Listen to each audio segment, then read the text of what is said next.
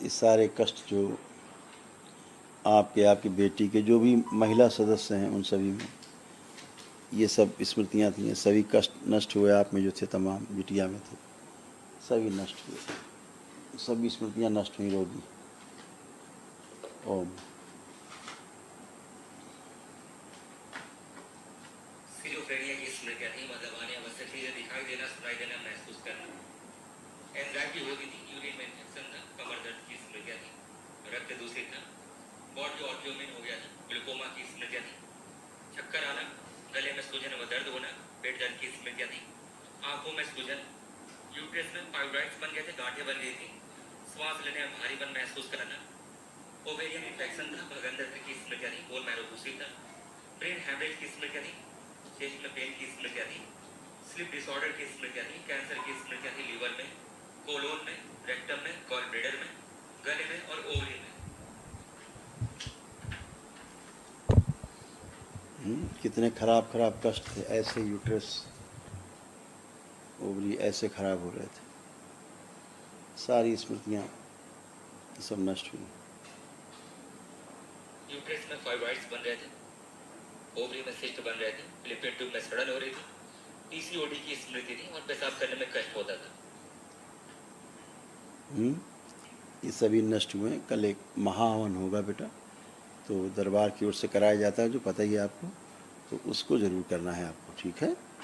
उसमें अपने को रखिएगा, अपने को रखिएगा, परिवार के 2 सदस्य वो रखिएगा जिनको शरीर में ज़्यादा तकलीफ होती हो, ठीक है, कष्ट होते हैं, उनको रखिएगा।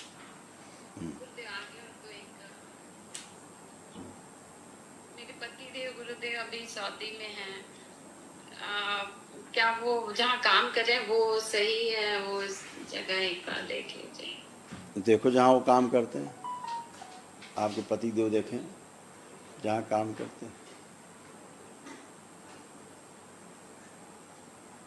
देखो क्या होता है, आँख खोल लीजिए।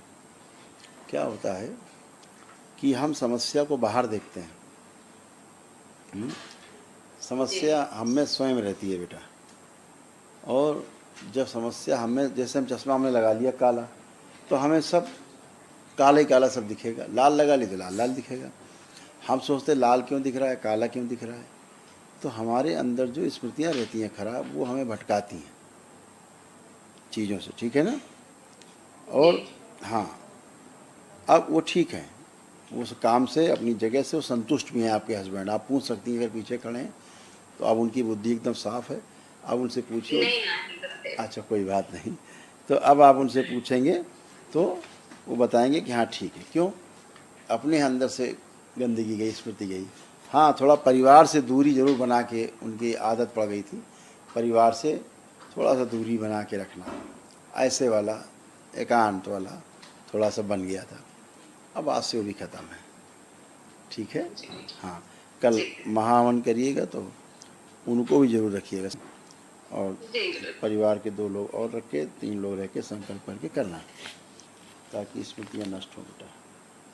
ये माँ बाबा के लिए गुरुदेव, बहुत धन्यवाद। ये माँ बाबा को सुगंध करने के लिए बहुत धन्यवाद बेटा आपको, आपके परिवार को भी। कलकत्ता का फेमस रसगुल्ला लाई, मैं कोलकाता से आई हूँ। रसोगुल्ला। माँ बाबा के लिए जी गुरुदेव।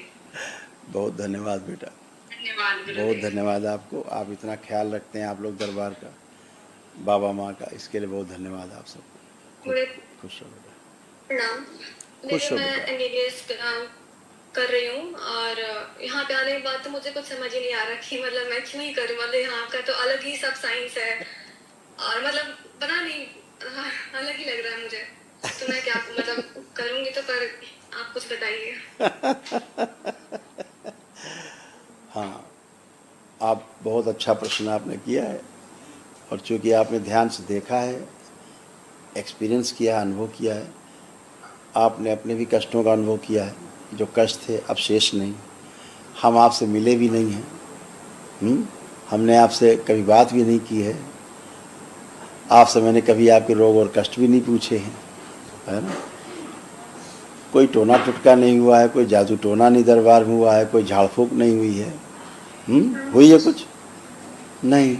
केवल आपने दरबार में वैदिक प्रक्रिया की है, ब्राह्मण देवता जो कराते हैं, हवन आदि कराते हैं, विष्णु सहस्रनाम कराते हैं, माँ के अभिषेक होते हैं, माँ के हवन होते हैं, भोलेनाथ का रुद्राभिषेक होता है, वो जो वैदिक प्रक्रिया है वो आपने की है, एक ही दिन में सारे अनुष्ठान किए हैं और आप स्वस्थ होकर खड़े हैं।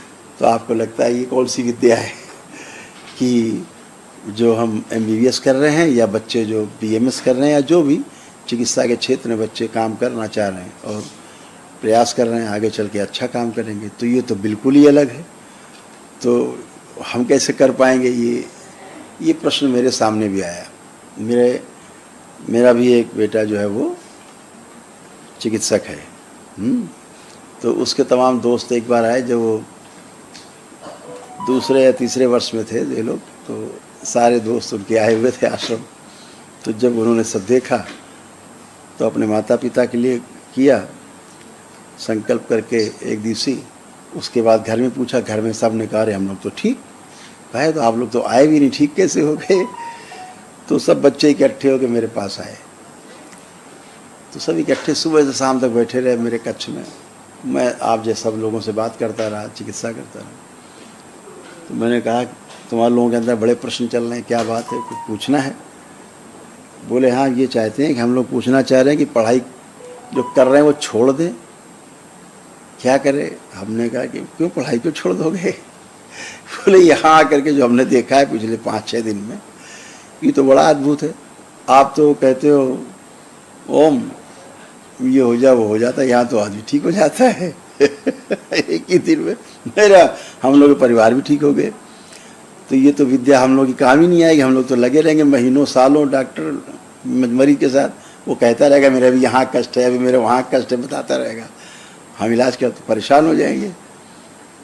तो मेरा उनसे ये कहना था कि नहीं, ऐसा बिल्कुल नहीं है। हमें एक अच्छा चिकित्सक बनने के लिए चाहे हम इस विधि को ही आगे चल के अपनाएं साथ में, अपने चिकित्सा के साथ में, आप दरबार से जुड़े हो ठीक है, लेकिन शरीर के विज्ञान को समझना आवश्यक है। जब तक आप शरीर के विज्ञान को नहीं समझ लेते हैं,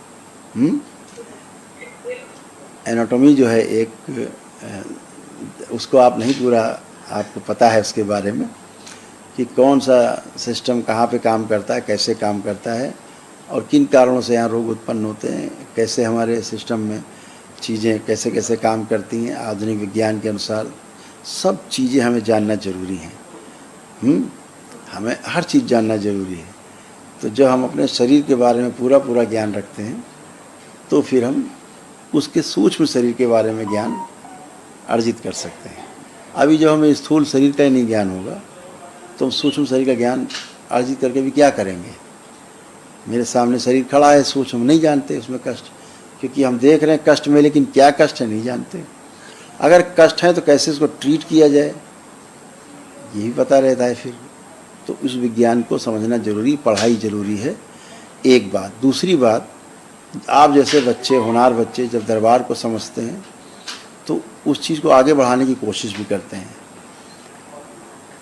तो अगर आपके पास डिग्री नहीं होती है तो कोई आपको सुनने को तैयार नहीं होता है, कहते हैं अरे बकवास की बातें मत करो।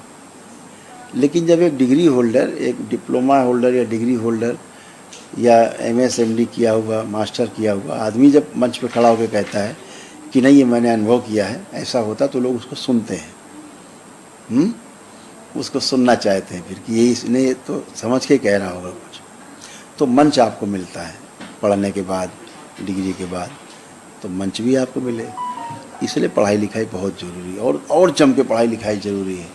इसको और अच्छे से समझना है आपको, तो ज़रूर करना है, उस चिकित्सा को करना है। जब आप कर पाओगे तब सूक्ष्म जगत को और इस जगत को जो हमारे सामने है, स्थूल जगत, इसको अच्छे समझ पाएंगे, फिर तालमेल को समझ पाएंगे, फिर वैसे कर पाएंगे, जी पाएंगे और लोगों को रास्ता दिखा पाएंगे, है ना। इसलिए करना ज़रूरी है बेटा, आगे और तरक्की करो। मेरे को थोड़ी स्टैमरिंग की दिक्कत है, तो मैं थोड़ा चेक कर लेते हैं। आपको ये था बेटा मेन, देखो कैसी विद्या है। ओवरीज है ऑडियो में थी, इसलिए मासिक अनियमित रहता था, मासिक का दौरान अत्यधिक कष्ट होता था, त्वचा रोग बन रहे थे, एंजाइटी होती थी, मूड स्विंग होता था, उल्टी जैसा महसूस होता था, चक्कर आते थे। अब ये कुछ भी नहीं, खत्म, हमेशा के लिए ये खत्म। तो कैसी सुंदर विद्या है ये है? तो हम कामना करते हैं कि भविष्य में आप भी, सामने वाला जान भी ना पाए मरीज, लेकिन आप उसके बारे में सब जान लो, है? फिर आप उसकी चिकित्सा कर पाओ अच्छे से। तो ऐसा है बेटा, ऐसा चाहिए, ठीक है ना। आपको जो कॉन्फिडेंस लेवल लो रहता था, अब आप चेक करिए, अब आपका कॉन्फिडेंस लेवल खूब बढ़ा हुआ है, लग रहा है हम सब अपना काम अच्छे से कर पाएंगे। ऐसा हो रहा है कि नहीं हो रहा है ना।